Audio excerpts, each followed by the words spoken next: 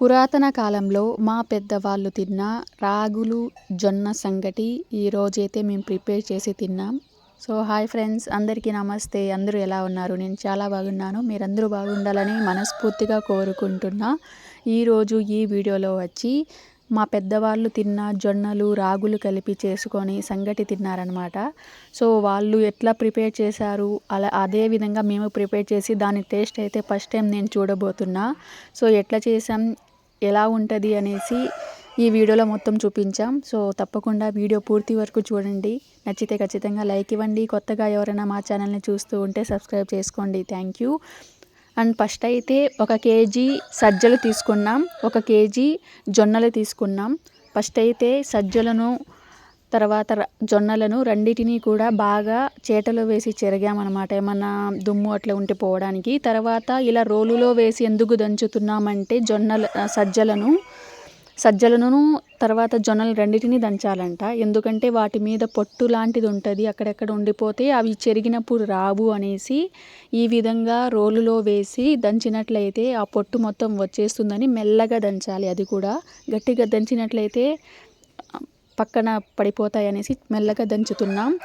ఇలా కొంచెంసేపు దంచిన తర్వాత చేటలో వేసి మంచిగా చెరిగినట్లయితే వాటి మీద ఉండే పొట్టు బాగా వచ్చేస్తుంది అనమాట. అందుకనేసి దంచుతున్నాం. ముందు ఎలా దంచేవారంటే సేమ్ రోలులో వేసి దంచేవారు, కానీ ఇలాంటి రోకలు అయితే లేకుండా చాలా పెద్ద రోకలి ఉండేదంట. అదేవిధంగా ఇలా పక్కకి పోకుండా చేత్తో పట్టుకున్నాం కదా, అలా పక్కకి పోకుండా కుదురు లాంటిది చుట్టూ ఒక కుదురు లాంటిది ఉండేదంట.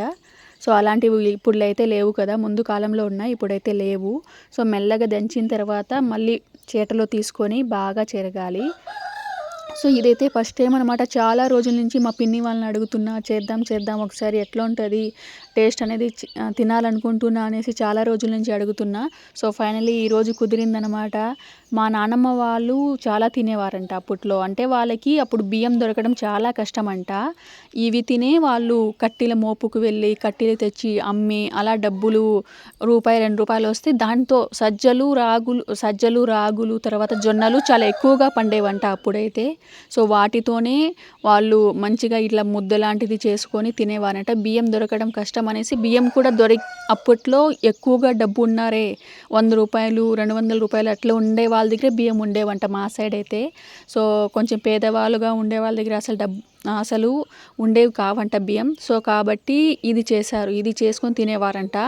ఇలా చేసుకొని తిన్నందుకే వాళ్ళు చాలా రోజులు బతికారు అండ్ ఎలాంటి రోగం లేకుండా కూడా బతికారు. ఇప్పటికి కూడా ఒకరిద్దరు ఉన్నారనమాట మా ఊర్లో ఆ ఫుడ్ తిన్న వాళ్ళు.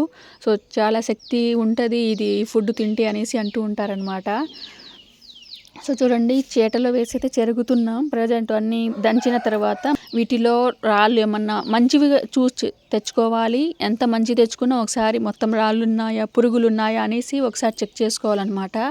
సో మొత్తం చెక్ చేసుకున్న తర్వాతనే, అంటే మళ్ళీ తిన్నప్పుడు ఏమైనా రాళ్ళు అట్లా వస్తాయి కదా, ముందు బాగా ఏర్పించేవాళ్ళు, కానీ ఇప్పుడు కొంచెం మిషన్లో వేసి దంచేస్తారు కాబట్టి చూసుకోవాలి ఎక్కువ పురుగులు ఏమైనా పట్టాయా ఏంటి అనేది. మంచివి తెచ్చుకోవాలంటే ఇవి కూడా కొన్ని అంటే కొంచెం టేస్ట్ ఉండవంట. కొన్ని రాగులు జొన్నలు అయితే కొంచెం మంచివి తెచ్చుకుంటే తినడానికి కూడా టేస్ట్ బాగుంటాయి అని అంటారనమాట. సో మంచిగా దంచేస్తున్నాం. ఇవి చేయడానికి కొంచెం ప్రాసెస్ టైం పడుతుంది.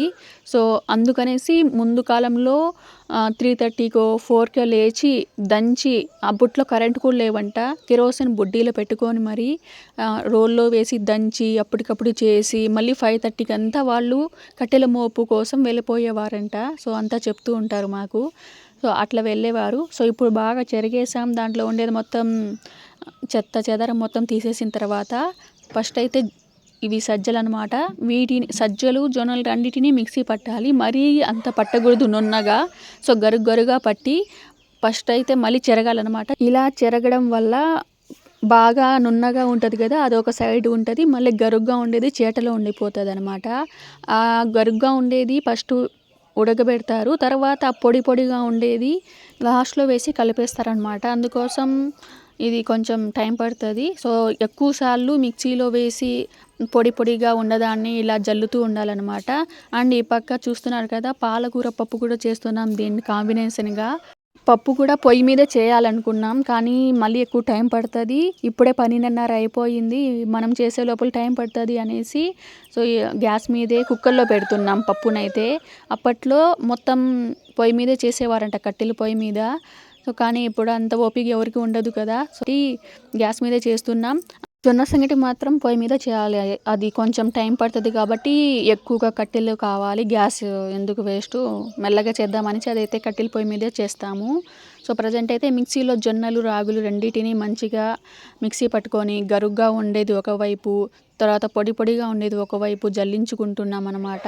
ఇక్కడ మా అత్త ఒక సైడు, మా పిన్ని ఒక సైడ్ ఇద్దరు కూడా హెల్ప్ చేస్తున్నారు. నేనైతే వీడియోలు తీసుకుంటున్నాననమాట. సో, వాళ్ళంతా చెప్తున్నారు ఇది తినడం చాలా మంచిది. కానీ ముందులాగా ఇప్పుడు క్వాలిటీ సజ్జలు గానీ, తర్వాత జొన్నలు గానీ రావడం లేదు. కానీ ఒకసారి టేస్ట్ చేద్దాం వీళ్ళైతే తిన్నారంట. చాలా సార్లు తిన్నాం మేమైతే. కానీ ఇంత చేసే ప్రాసెస్ ఎక్కువుంటది కాబట్టి ఇంత చేసి తినేంత ఓపిక లేదని ఇప్పుడు చేయడం లేదు. సో, మంచిగా చాలా టైం అయితే పడతది చేయడానికి. సో, మొత్తం చెరుగుతున్నామనమాట. అండ్ ఇక్కడ మిక్సీలో వేస్తాం కదా! అప్పుడు కొంచెం కొంచెం నీళ్ళు చల్లుకోవాలంట. లేకపోతే అంటే పొడి పొడిగా రావడం కొంచెం కష్టమవుతుంది. ఎక్కువగా పొడి అయిపోతుంది. కొంచెం నీళ్ళు చల్లుకుంటే గరుగ్గా ఉంటుంది అని చెప్పింది మా పిన్ని కూడా. మొత్తానికైతే మొత్తం మిక్సీ పట్టేసి ఎక్కడికక్కడ మొత్తం సెపరేట్‌గా చేసేసాం. చూడండి దీంట్లో ఉండేది గరుగ్గా ఉంది. ఇక్కడ చేటలో ఉండేది కొంచెం నున్నగా ఉందనమాట. ఇంకా వీటి కోసం పొయ్యి మీద నీళ్ళు ఫస్ట్ కాగబెట్టాలంట. మేము మా కోసమే చేసుకుందాం అనుకున్నాం. కానీ ఎక్కువగా తెచ్చాం కాబట్టి చుట్టుపక్కల అందరూ తిన్నీలే అనేసి వాళ్ళకు కూడా పెడదామనే ఉద్దేశంతో ఎక్కువ చేస్తున్నామనమాట. సో, బియ్యం కూడా కొంచెం నానబెట్టుకోవాలంట. బియ్యం కూడా కొంచెం వేస్తే బాగుంటది అనేసి బియ్యం కూడా కొంచెం నానబెట్టాం. తర్వాత పప్పు కూడా రెడీ అయితే అయిపోయిందనమాట. ఇంకా ఇది ఎక్కువగా పెట్టాం. ఒక 15 మందికి అవుతుంది. సో, దీనికోసం వేడి నీళ్ళు అయితే కాగబెట్టాం కదా! దాంట్లో కొంచెం నీళ్ళు పక్కకు తీసి పెట్టుకోవాలంట. తర్వాత కలుపుతూనే ఉండాలంట. ఇక్కడ వేసినప్పటి నుంచి కలుపుతూ ఉంటేనే కింద కాలకుండా ఉంటుందని చెప్పింది మా పిన్ని అయితే.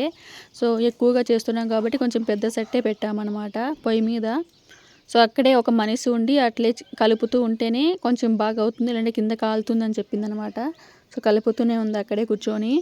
ఇదంతా జొన్నలు ఉంటాయి కదా! కొంచెం జొన్నలు పెద్దవి కాబట్టి అవి ఉడకడానికి టైం పడతాయంట.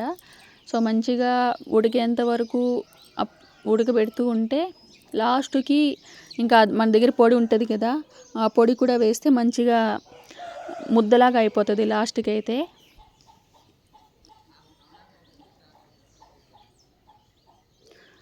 ఏమన్నా నీళ్ళు తక్కువ అవుతూ ఉంటే పక్కన వేడి నీళ్ళు పెట్టుకుంటాం కదా! అది పోస్తూ ఇలా కలుపుతూ గట్టి పడేంత వరకు కలుపుతూనే ఉండాలి. మంచిగా గట్టి పడిన తర్వాత వేడిగా తింటేనే చాలా బాగుంటుందంట. పెద్దవాళ్ళు ఏం చేసేవారంటే ఇలా కలిపేసిన తర్వాత ముద్దలుగా చేసి వాళ్ళు తినేసిన తర్వాత అదే అన్నాన్ని కట్టుకొని వెళ్ళి కట్టెలకు వెళ్ళేవారంట. సో, ఫైనల్‌గా అన్నం కూడా రెడీ అయిపోయిందనమాట. ఇంకా అందరికీ పిలిచి మేము తినేసిన తర్వాత అందరికీ ఎవరొస్తే వాళ్ళకి పెట్టడమే. ఒక చిన్న పాప కూడా వచ్చింది ఇక్కడ తినడానికైతే. వీటి కోసం మేమైతే ప్లేట్‌లో తినకుండా అరిటాకులు తిందామనేసి అరిటాకులు కూడా రెడీ చేశామనమాట. ఫైనల్‌గా చూడండి అరిటాకులైతే వేసేసాం. జొన్నలు 2 కలిపి చేసిన ఈ సంగటినైతే వేసేసాం. మధ్యలో పాలకూర పప్పు కూడా పెట్టామనమాట. పక్కన చట్నీ కూడా తెల్లారి చేసింటే అది కూడా పెట్టాం. సో, నాతో పాటు చిన్ని పాప కూర్చొని తను కూడా తింటుందనమాట. ఇంకా చాలామంది వచ్చారు వాళ్ళకి కూడా పెట్టాం. ఫస్ట్ అయితే మేము టేస్ట్ చూసాం. నాకు చాలా ఆతృతగా ఉంది. ఎట్లుంటది ఏంటి ఫుడ్ ఫస్ట్ టైం తింటున్నాం కదా అనేసి. సో, చేస్తున్నామనమాట. మా నాన్నమ్మని చాలా సార్లు అడిగినా మా నాన్నమ్మ ఉన్నప్పుడు తను చాలా టైం పడతదమ్మా నేను చేయలేననేసి అనిన్నారనమాట. సో, ఫైనల్లీ టేస్ట్ అయితే చాలా బాగుంది. మధ్యలో జొన్నలు అట్లా తగులుతూ ఉన్నాయన్నమాట. అవి నమిలి తిన్నప్పుడు చాలా టేస్టీగా అనిపించింది. చిన్న పాప కూడా చాలా బాగుంది అని చెప్పిందనమాట తినడానికి. సో, ఫైనల్‌గా పురాతన ఫుడ్ అయితే తినేసాం.